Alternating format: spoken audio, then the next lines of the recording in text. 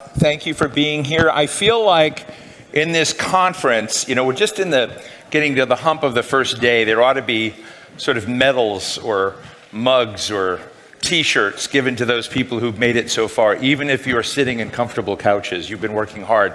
So it's great to be with all of you. Listen, this next session is called Region Under Siege, Fragility of the Western Balkans. And I think one of the elements, we're going to have a fascinating and important consequential speaker on this subject, but I think one of the dimensions you'll find in this conference, whether we're talking about the Middle East, whether we're talking about Asia, whether we're talking about Ukraine and Russia, is there is a global fragility out there. But one of the most important sets of tectonic instabilities has long been in the Western Balkans, and we're going to hear about what ingredients it takes to generate stability and what the threats to that stability may be. So without further ado, please welcome our special guest, Rama, Prime Minister of Albania. Prime Minister Rama. I did tell him that I'm very jealous of the shoes he's been running, because I've been running from all the stages today in these shoes that are not comfortable at all. And he just said, they're really cheap, I can get them out on the street. So, Mr. Prime Minister, great to see you. And you did tell me about the shoes. No, I said you can get, not me. No, I said, yeah, I could get them. Mr. Prime Minister, let me just start with the topic that we have here, which is about stability in the Western Balkans. This has been a long-running point of concern in many of the GLOBSEC sessions that I have participated in. Let me just ask you, what are the big drivers of instability at this moment? And what do you think the region is getting wrong and the surrounding region is getting wrong that it needs to better understand? First of all, I should praise Vladimir Putin, because thanks to him, the European Union understood how important it was to keep the Western Balkan much more close, and how important the Western Balkan is for the European Union. So it's unfortunate that we needed Vladimir to make it clear in the hardest and in the most criminal way, but this was helpful. But isn't that a real problem when I noticed this in the transatlantic relationship with NATO as well, that before the invasion of Ukraine, there were people out saying NATO has no purpose anymore, but then after if you have a threat-driven perception of the world, is that healthy? No, talking about the European Union, I must tell you that there were a lot of people in the Union that were not at all believing in what they repeated like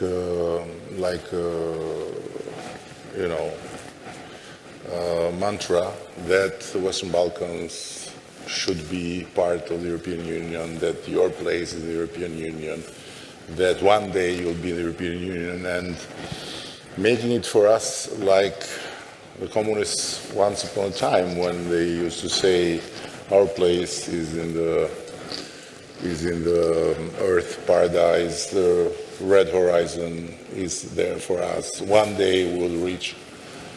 And then, of course, the reality hit it very hardly, and the war in Ukraine shook completely the status quo, to say the least, and the European Union started to be much more aware of how important the Western Balkans are exactly for the safety and security of Europe, first and foremost.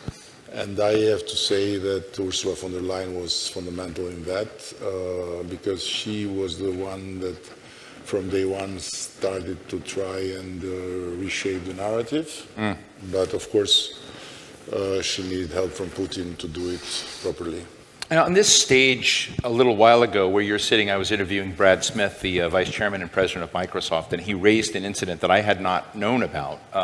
I should have, which was an Iran-based cyber attack against Albania. Apparently, according to Brad, it shut down a quarter of Albania's economy, essentially. And Brad was asking, why is that not a violation, a major, like, equivalent to a territorial invasion violating the UN Charter? He was very firm about this, saying that we don't understand the importance of the digital vulnerability and the digital malfeasance of state actors. And I want to ask you this about Albania, because Albania is looked at as part of the stability equation in the region. Thank you. Stability equation in the region. Tell us about that Iran attack, and how are you doing when it comes to Russia, when it comes to other players that are using, digital sabotage, if you will, to undermine governments trying to go a different direction? I like when microphones do not work in the European Union, because it feels home. First of all, before getting to the point of raising the question that what we need to happen to consider cyber war a real war, and to retaliate through a framework or a frame of rules that accordingly address it, we need to question what violation of the health, both mental and even physical, of our kids needs to happen to start and consider the social media a real problem. So I go back to that because I think it serves the purpose of answering that we are still very far from addressing accordingly the overall digital world that is happening and growing and taking over in many ways on the real world, bringing a lot of good, but also a lot of threats, and with the threats also a lot of consequential So you think we need damages. to get that squared away before we figure out what an act of war would be? No, it's part of it. Yeah. Of course, it's part of it. But to still continue and consider the freedom of freedom of speech, and to still not react towards all this crazy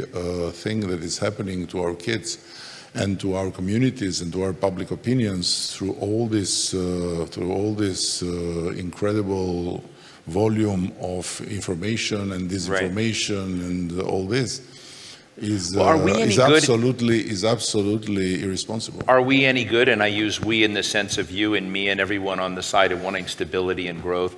Are we any good at being resilient? Because one of the reasons I want to ask about the Iran question is you've been out promoting closer talks and transparency between Kosovo and Serbia. Brad Smith was saying one of his biggest points of concern are the upcoming elections in Moldova, that the ongoing activities of disinformation and cyber sabotage are building in the neighborhood that you're in. And so in that space, I'm just sort of interested in, how you see it, and are there tricks to resilience that we need to begin considering? And what is Albania's part in that stability equation? Albania is very, very clearly on the side of peace, on the side of dialogue, on the side of common progress. And our strong belief is that we should not see the future with the eyes of the past. That we should see the past with the eyes of the future.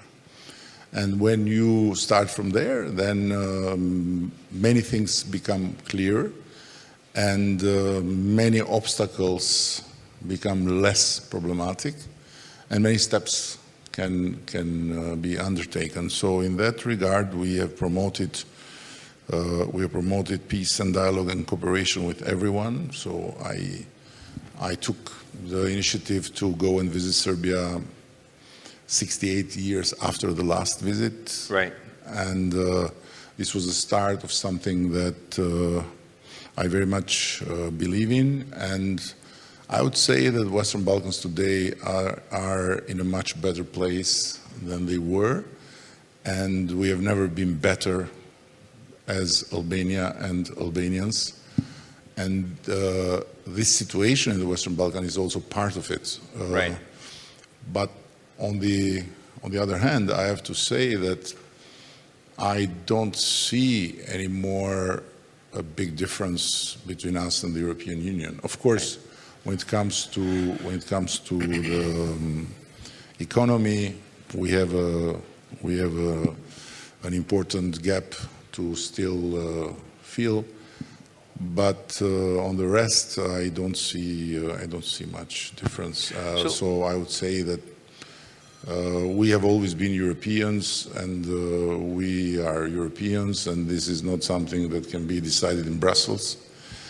But looking now the perspective of being full members of the European Union, I strongly believe that even today we would be an added value. I want to ask you about the EU accession. You were with Secretary of State, U.S. Secretary of State Anthony Blinken once, and you thanked him actually for being supportive of your EU accession track. But my question is really less just about Albania's EU accession track. The question is, how important are both Europe and maybe NATO as an entity, even though NATO membership is not in this equation per se, but NATO's concern and prioritization of the Western Balkans, and the U.S. in trying to bring greater stability, less instability in the Western Balkans? For us, again, for Albania, it's very clear. We are completely and with no reservation, because we do everything with no reservation, by the way. You know, we had no reservation also when we went in the wrong way all the way. So it's what we do. We are not you know, at all good possible Eurocrats. We are Europeans and we are all in. So with no reservation about being part of the European Union, with no reservation about aligning with European Union policy, foreign policy, 100%, with no reservation as member of NATO, and with no reservation against the Russian aggression in Ukraine. So we are a country where, in general, it's very, very clear everywhere, from the taxi driver to everyone else, where we belong. While it's not the same for the whole region.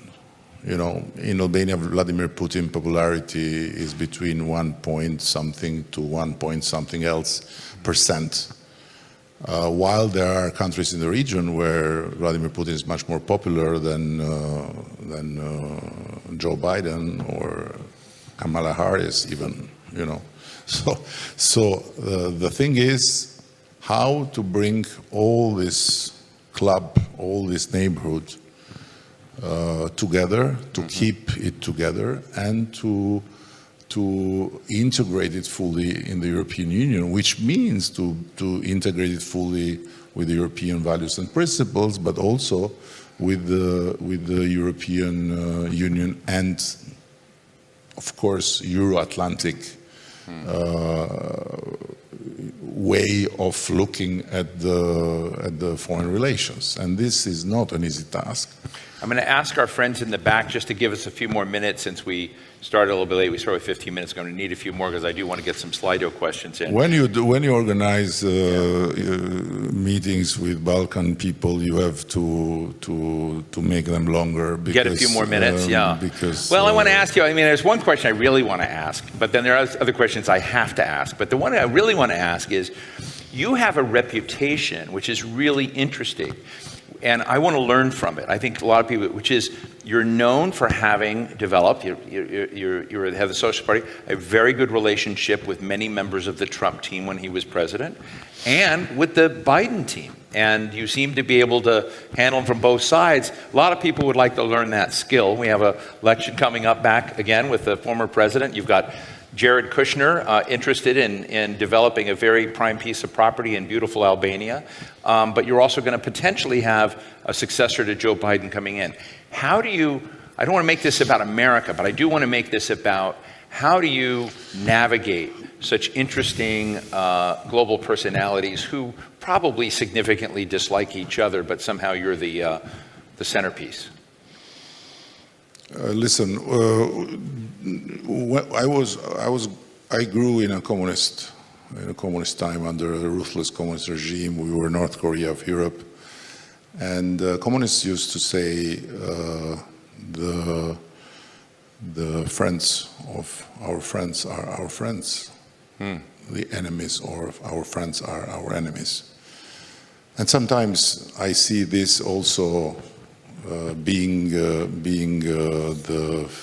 way of conduct also of Democrats. I mean, Democrats in Europe and Democrats in America, not Democratic Party. I mean, right. I don't believe in that. I don't believe that in the picking winners and losers in that way your friends. And on the other hand, I'm maybe the tallest prime minister around, but I'm very aware that I don't represent a very tall country. So Albania is a small country. We need friends. Do you like Jared Kushner's? We need friends, and we have to deal. For example, you talk about and by the way, to make it more clear, I'm friend with Jared and Alex Soros. Yeah, I know. Which is a more Alex is here in town. Which is a more salty, let's say, confrontation than Biden and Trump, right? Yeah. So, but I'm going to say this: Albania is friend with Turkey and with Greece.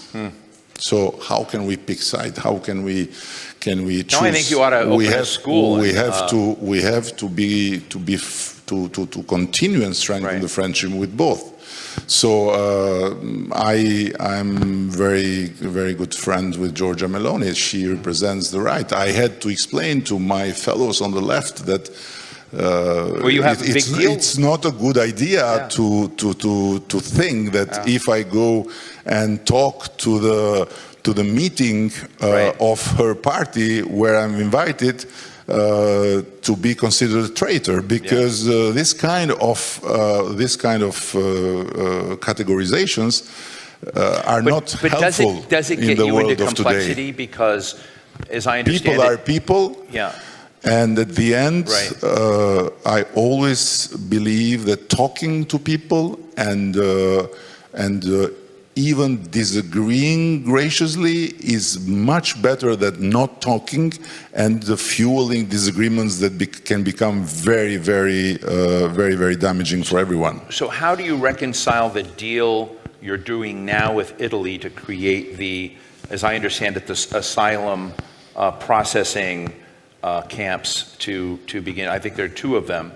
While many in the EU object to that deal, I don't know how it's playing in Albania, but how do you reconcile it? Does that become a stumbling block in a way to your EU accession while it makes First of all, you don't have, and it happens nowadays, the journalists don't have accurate information. Well, I want to get, that's make why I'm questions. asking. So it's not that many in the EU, because the EU as such, and if for you we consider the European Union represented by Ursula von der Leyen, is not saying that the deal is wrong.